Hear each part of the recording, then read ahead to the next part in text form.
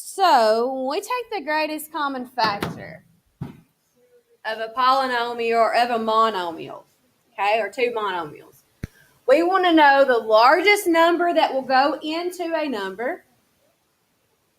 And if they have variables, we choose the least amount they have in common.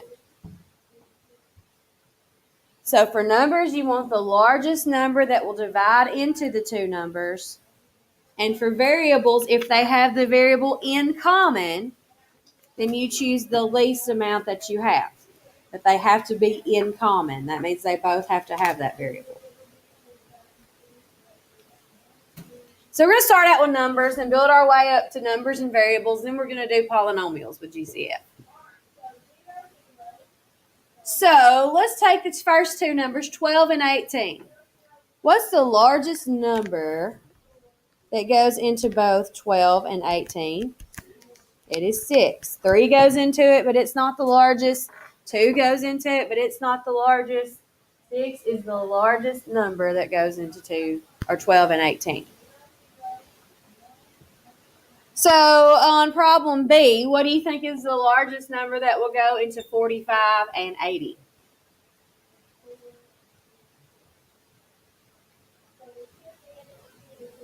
Does 9 go into 80? Oh, nope. So what is it? It's 5. Yep.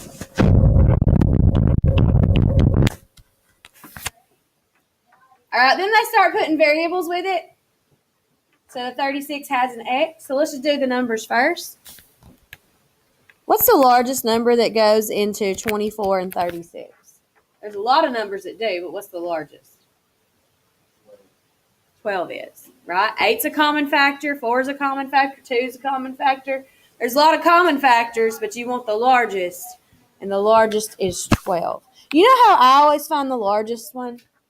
I'll take the smaller of the two numbers. First, make sure the smaller number don't go into the bigger number, because if that happens, that's automatically the GCF, right? Okay, so I'll take the smaller of the two numbers, like 24. And the numbers that multiply to get 24 are 1 times 24, 2 times 12, 3 times 8, and 4 times 6. And I put them in order. And we already said 24 don't go into 24 don't go into 36. Then you go to the next one, 12 does. It's the GCF. So if you have all of the numbers factors listed in order, it's easier to find what the largest one is. Does that make sense? So for numbers that I have trouble with, that's what I do. I take the smallest number and list all the factors in order that I can think of that multiply to get that number. So it works. Now, okay, we're not done. This one had an X, but do they both have an X? So they don't have an X in common. So that means X is not in the GCF because it has to be in common. They both have to have it for it to be included in the GCF. So that GCF is just 12. So if they both don't have the variable, you don't put one in the GCF. All right, look at D. It's 7y and 14y squared. 7y and 14y squared. Let's do the numbers first. What's the largest number that will go into 7 and 14? 7. And do both terms have a y? Yes, and what did it say about variables? The least amount of both variables that you have, of each variable you have. So I have a y and a y squared. Which one's smaller? Y. So 7y is the GCF. So if they both have it, choose the smallest one.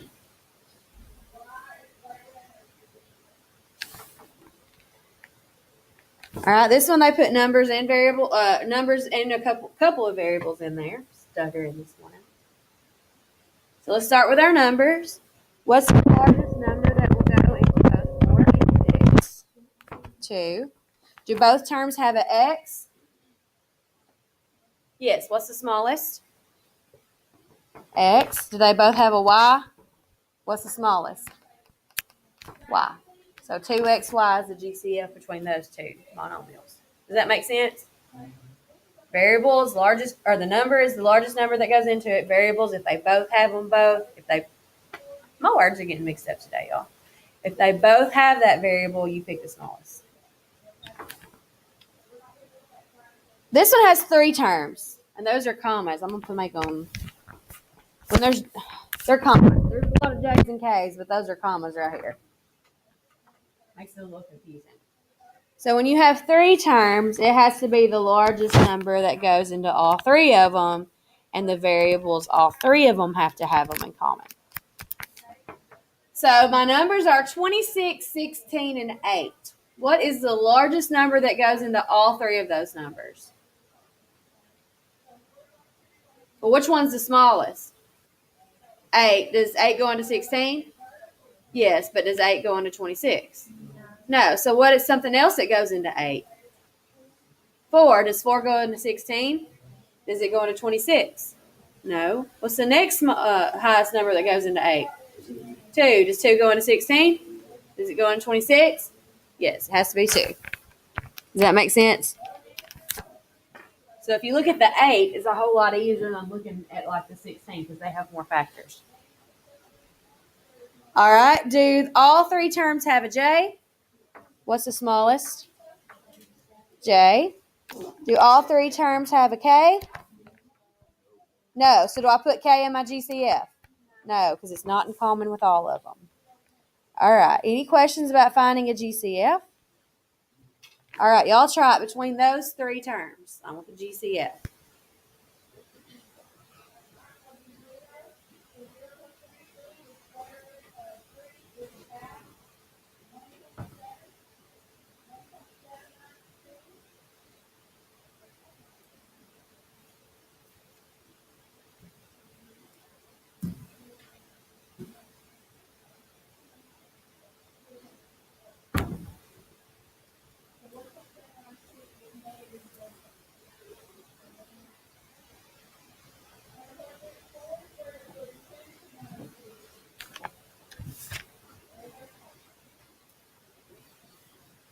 And when you think you got it, go ahead and check it with somebody.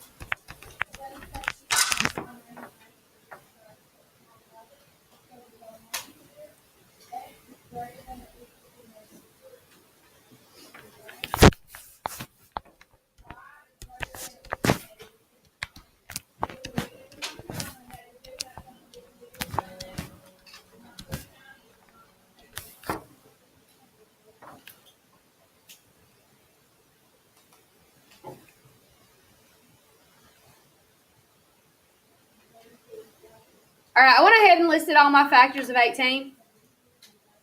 Which one of those numbers is the largest one that goes into 18, or that goes into 36 and 84? It's 6. Did y'all get 6? All right, do all three terms have an X? What's the smallest? Do all three terms have a Y? What's the smallest?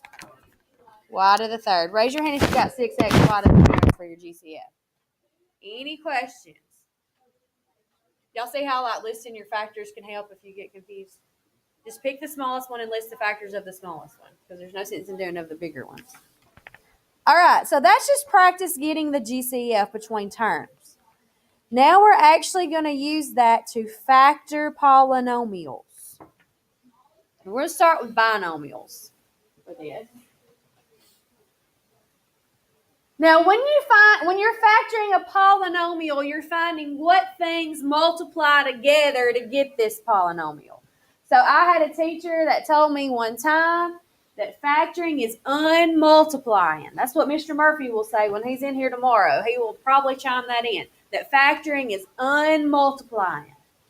Okay, it's not really dividing because to divide, have to know at least one factor. right? To divide, you have to have something that goes into it. But factoring is you're finding what multiplies to get this polynomial. The way we do with the GCF is we're going to do reverse distributive property. Okay? So our answer will look like a distributive property problem when we're finished. So we're doing multiplication backwards, basically. We're unmultiplying. So what you're going to do first is you're going to take these two terms, and just like we did a while ago, besides they didn't have a plus sign in the middle, is we're going to find their GCF. Okay? So what's the largest number that goes into both 12 and 16? 4. Do both terms have an A? What's the smallest? A. So 4A is my GCF. So you're going to write down 4A, and then you're going to put a parentheses. So we're doing reverse distributive property here. Okay, so you're going to take your GCF, put it on the outside of a parentheses. Okay, then you're going to see what multiplies times that GCF to get each term. Okay, what multiplies times 4 to get 12? 3. And what multiplies times A to get A squared? A. So you're going to put a 3A right here. So there's your first term. Copy the plus sign. And then you're going to do the same thing with the 16A. What times 4 makes 16? 4. And you don't need anything to multiply times A to get A, because you already got A. So all you need to put here is 4. And then close your parentheses. And that's your answer. And then we can check it. How do you think we can check it? Distribute it, right? And we can do that in our brain. Is 4A times 3A 12A squared? Is 4A times 4 16A? Yeah, we did it. So this is your answer. Unmultiplying. Factor out the GCF. And then make your parentheses. It's reverse distributive property. So those two things multiply together got us our original polynomial. So what we're doing is finding what multiplies to get that polynomial. All right, we're going to do the same thing with 15x plus 25x squared. So what do y'all think is the largest number that goes into 15 and 25? 5. Do both terms have an x? So what's the smallest one? X. So 5x is our GCF. Any questions about how we got that? All right, then you got to know what multiplies times your GCF to get the first term. So what multiplies times 5x to get 15x? 3. And then we have the same amount on the variable, so we don't need any more variables. So we just need the 3. Does that make sense? If your variables are exactly the same, you don't need to multiply by any variables. Okay? Plus, what times 5 makes 25? 5. And what times x makes x squared? And I like to think about it. They have 2. I just have 1. I need 1 more. Does that make sense? So that's 5x. Close your parentheses. And again, we can check it. 5x times 3 is 15x. 5x times 5x is 25x squared. So that's my answer. Questions so far? Anybody? All right, the next one is just 4x plus 24. What's the largest number that goes into 4 and 24? 4. Do both terms have an x? No. So do we put x in our GCF? No, they both have to have it to include it. So just 4 is the GCF. So 4 parentheses. What times 4 makes 4x? 1x. Plus what times 4 makes 24? 6. Close your parentheses and check it. And you can check it in your brain. Is 4 times x 4x and 4 times 6 24? Yes. Questions so far? All right, Jay says 20x to the third power minus 10x. What's the GCF between 20 and 10? 10, right? Do both terms have an x? What's the smallest? X. So So is everybody okay with 10x being my GCF? So then we got to say what multiplies times 10x to get 20x to the third. What do y'all think? 2x squared? Yeah, that's right, because 10 times 2 is 20. And if I need an x to the third and I only have an x, I need 2 more x's. Does that make sense? So 2x squared. Minus what multiplies times 10x to get 10x? 1. If it's the same, you put a 1. And then check it. Is 10x times 2x squared 20x to the third? Is 10x times negative 1 negative 10x? Yes. Any questions? All right, K has an extra variable in there. So 45x squared y minus 20x squared y to the third. So what do y'all think is the largest number that goes into 45 and 20? 5. Do they both have an x? Yeah, and they both have an x squared, so they tied for the smallest, right? So I get an x squared. Do they both have a y? What's the smallest? Y. So is everybody okay with 5x squared y being the GCF? So, what times 5 is 45? 9. Does that one need any more variables? We got the same amount of x's and the same amount of y's, right? So I just need the 9. Minus what times 5 makes 20? Do I need any x's? Do I need any y's? I need 2 more y's. They have 3. I just have 1 with my GCF, so I need 2 more. So y'all, let's check that. It's 5x squared y times 945x squared y. Is 5x squared y times negative 4y squared negative 20x squared y squared. Add your variables. Yep, it is. Good job. Is this difficult? Not really. Okay, just checking. So this next one's a trinomial, and that just means the GCF has to be true for all 3 terms. But you basically work it the same way. So 18, 12, and 9. What is the largest number that goes into all 3 of those? 3. Okay. Do all 3 terms have a C? What's the smallest C? Do all 3 terms have a D? What's the smallest one? D. So 3CD is the GCF of all. Is everybody okay with that? What times 3 is 18? 6. Do I need any variables on that one? I need 1 D, don't I? Plus, what times 3 is 12? Do I need any variables with that one? I need 1 more C. Plus, what times 3 is 9? Do I need any variables with that one? No, we have the same amount of everything. So then check it. Is 3CD times 6D 18D squared? Is 3CD times 4C 12C squared D? Yeah, 2 C's. And is 3CD times 3 9CD?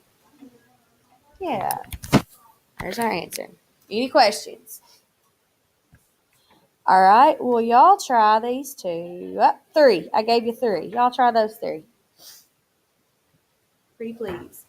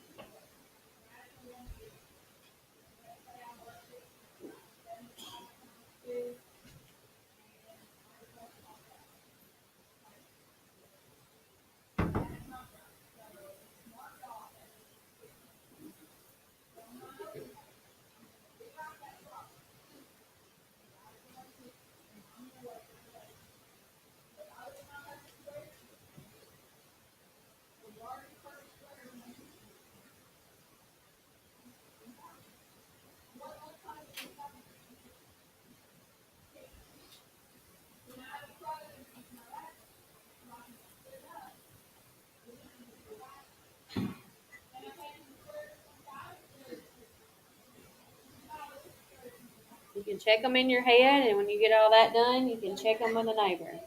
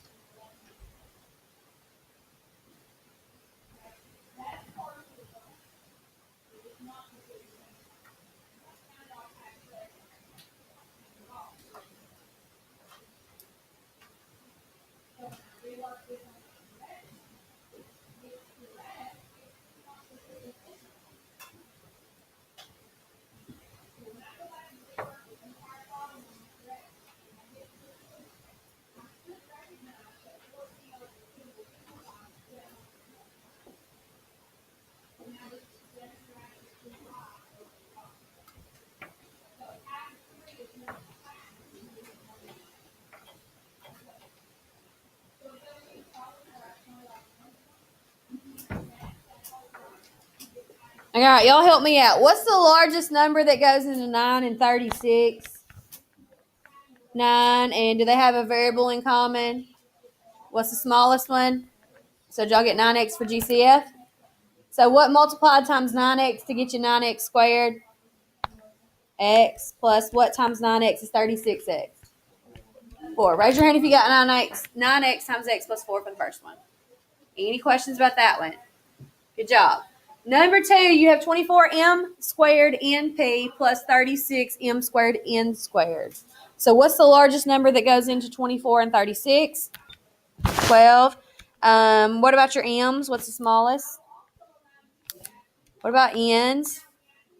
And do they both have a p? No. So do you put p in GCF? No, you don't.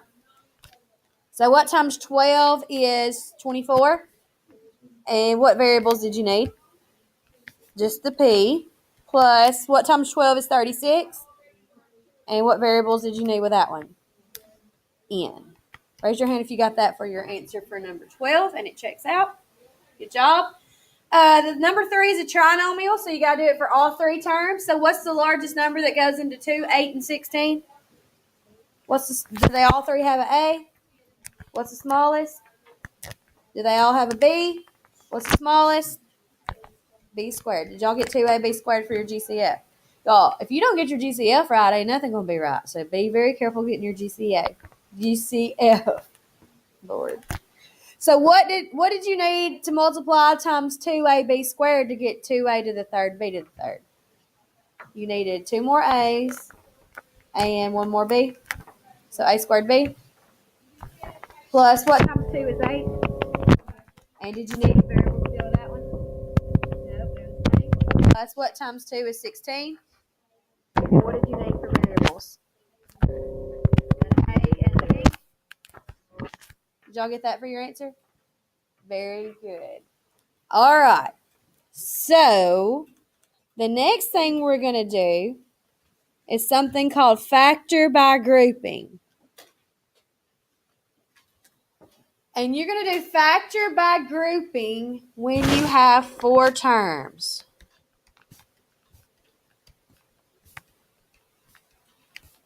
When you have a 4-term polynomial, you're going to use what we call factor by grouping.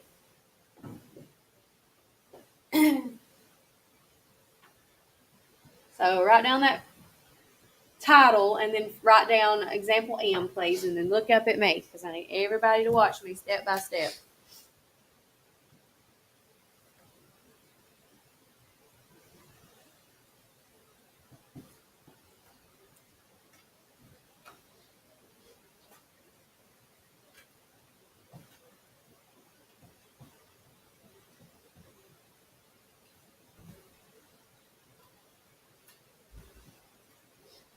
So when you have 4 terms, we're going to do the method called factor by grouping.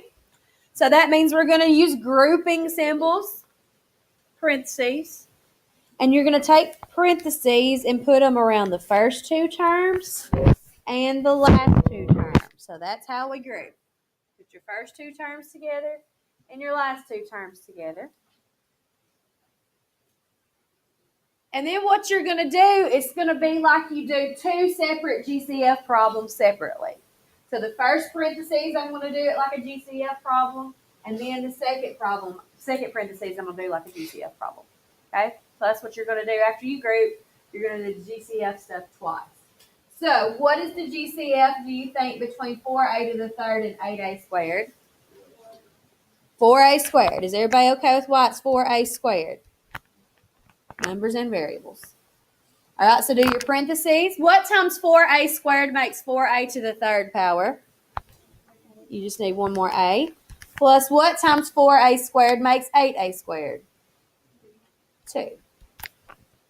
And then after you finish your first parentheses, you're going to copy the plus sign or whatever sign is in the middle. And then you're going to do the GCF over here with the second parentheses. So what is the GCF between 3a and 6? 3.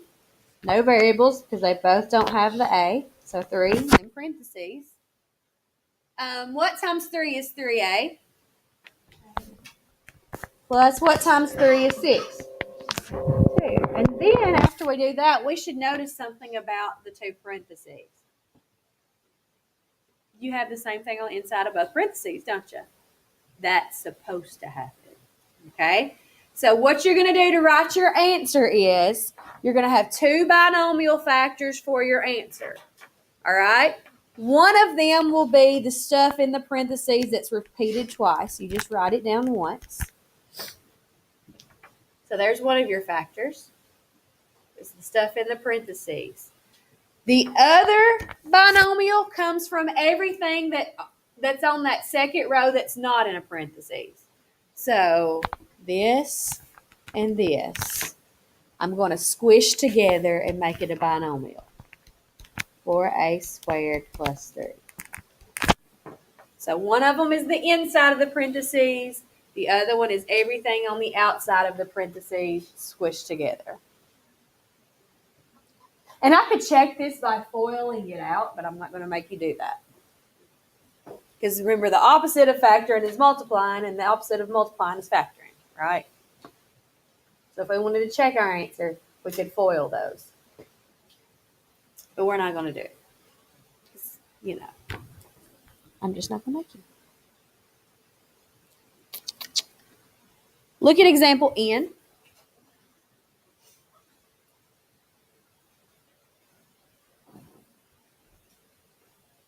Two xy plus 7x minus 2y minus 7. How many terms does it have? 4 terms, so we're going to use grouping. Anytime you see a 4-term polynomial and you have to factor it, use grouping. So group the first 2 and group the last 2. So first I'm going to look at 2xy and 7x. What's the GCF between those 2 terms? Just 1x, right? Because 2 and 7 are both prime, so the only numbers that go into them are 1. And both terms have an x in common, and it's just x. So parentheses. What times x makes 2xy? What is it? 2y. Very good. Plus, what times x makes 7x? 7. All right. See, notice how there's a minus sign in the middle? That's going to change the way we think about it just a little bit. What's the GCF between 2y and 7? 1. Don't say they don't have a GCF. If you can't find a GCF, it's probably 1. Okay? 1 is a legitimate GCF. Okay? So you can't say they don't have one. They always have a 1 at least. So when you have a negative right here that you factored out, you got to ask yourself a different question. This was actually a negative 2y to start with. So what times a negative 1 makes a negative 2y? What times a negative equals a negative? a positive, right? So it's going to be a positive 2y. And what multiplies times negative 1 to get a negative 7? Positive 7. So I'll put plus 7. So just be careful. And just keep in mind, this is supposed to match this one. So if you get confused, you can always just default, hey, it's got to match it. Okay? I like to work them just to make sure I'm working it because sometimes weird things happen. So my answer for my two factors are what's on the inside of parentheses and what's on the outside of parentheses, which is an x minus 1. Does that make sense? Okay, write down example O, please. Oh, yeah, this is one that's fun, a rare one. Yes, I said fun. It is fun. I love factoring. It's my favorite.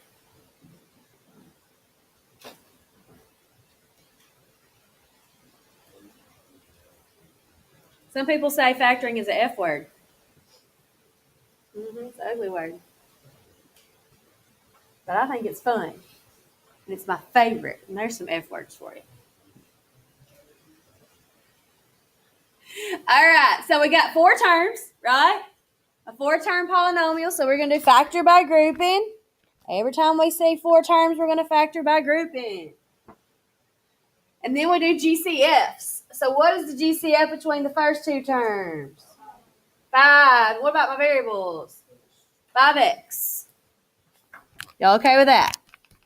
Because if we miss a GCF, we're going to get everything else wrong. So make sure we can do GCFs correctly. Now, what times 5x makes 35x? 7. Good. Copy that minus sign right there. What times 5x multiplies to get 5xy? Just y. Very good. Okay. This one had a plus in the middle, so we copy a plus in the middle. And then we look at the parentheses. It says 3y minus 21. What's the GCF between 3y and 21? 3. Okay. Parentheses. What times 3 is 3y? Y. Minus what times 3 is 21? Do I have the same thing in both parentheses? Are those the same? No. Because subtraction is not commutative. You can't reverse the order of subtraction and be the same, right? 5 minus 3 is not the same thing as 3 minus 5, is it?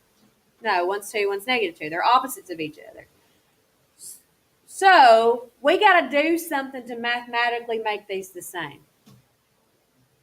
Exactly. You multiply by -1. So the easiest way to make that happen, in my opinion, is to just stick a negative on the very front term. And when you do that, change that first parentheses to match the last one.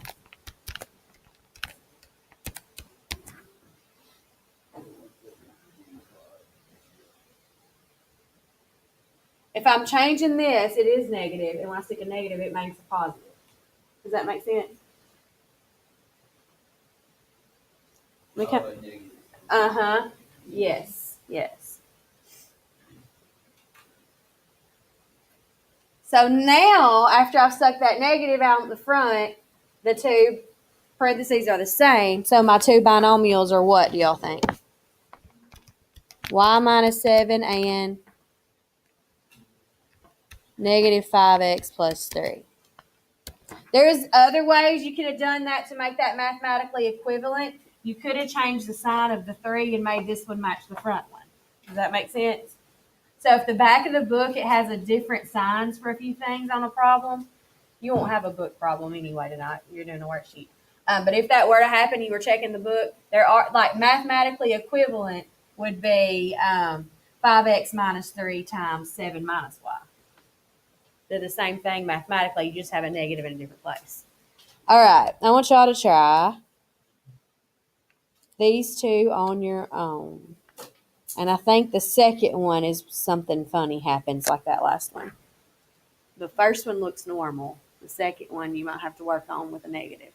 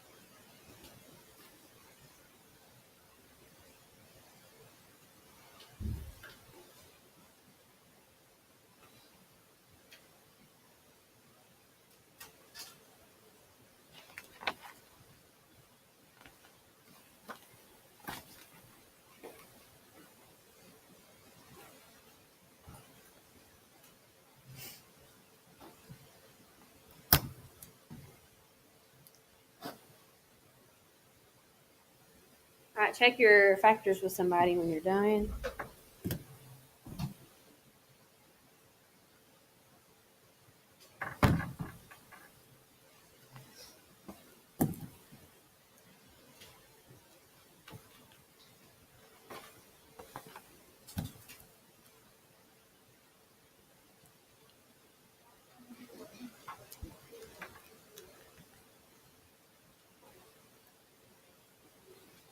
All right, so how many terms do we have in the first polynomial?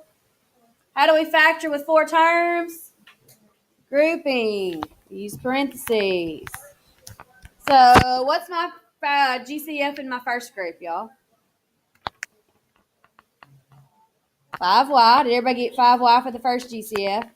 And what times 5y multiplied to get 5y squared? Minus what times 5y is 15y? 3. So far, so good? Plus, what's my GCF in my next group? And what times 4 is 4y? Minus what times 4 is 12? Do I have the same thing in both parentheses? What are my factors? And 5y plus 4. If you put the 5y plus 4 in front of the y minus 3, it's okay. It's the same thing. Because multiplication, we can swap order, right? 2 times 4 is the same thing as 4 times 2. All right, raise your hand if you got number 1 correct. You got those 2 factors. Good job. Number 2, how many terms does it have? How do we factor with 4 terms? Grouping. Group the first 2, group the last 2. What is my GCF in the first group? 3a. 3a. Parentheses. What times 3a? What times, that's in Australian. What times 3a is 3a? 1. Minus what times 3a is negative 12a squared? 4a. Plus, what's my GCF in the next group? 2. What times 2 is 8a? 4a. And what times 2 is negative 2?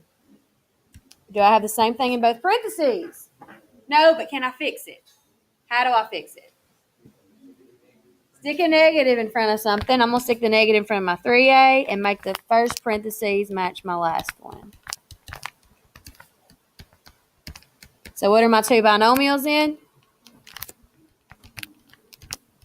And negative 3a plus 2. Raise your hand if you got those 2. Any questions on factor by grouping? Not to factor, no. 4 terms will be our biggest. So tomorrow what we're going to do is we're going to do all trinomials tomorrow and Friday. Because trinomials is kind of a big deal. All right. So I'm going to stop recording for today. See you later, YouTube.